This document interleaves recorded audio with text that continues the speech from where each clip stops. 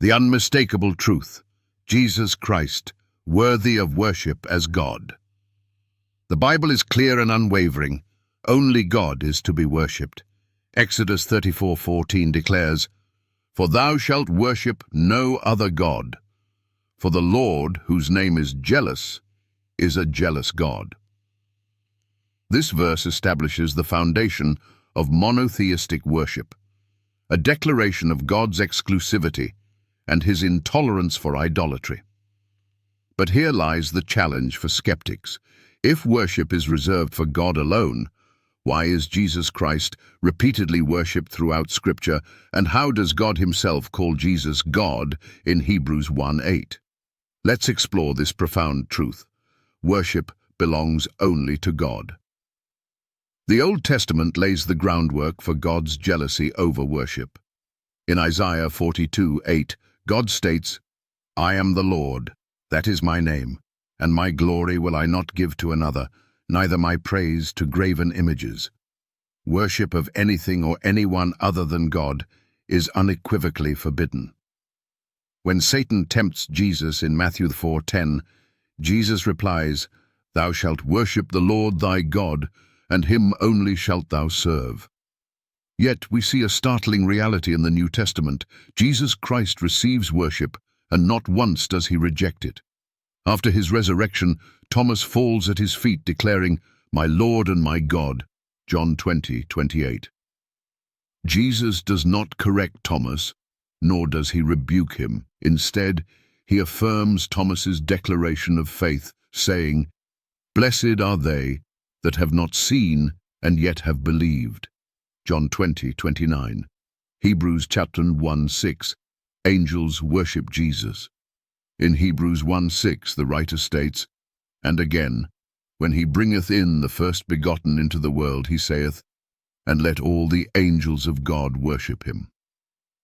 Pause and consider the magnitude of this statement.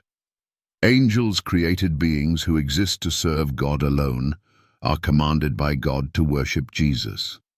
If Jesus were merely a created being or a prophet, this command would violate the very essence of Exodus 34:14. Yet God himself mandates this worship because Jesus is not merely a man or a prophet, he is God in the flesh. Hebrews chapter 1:8. God calls Jesus God. The argument becomes even more compelling in Hebrews chapter 1:8, where God speaks directly to the Son. "But unto the Son he saith, Thy throne, O God, is forever and ever. A scepter of righteousness is the scepter of thy kingdom." Here, God the Father addresses Jesus as O God, affirming his divine nature and eternal reign. How can skeptics reconcile this?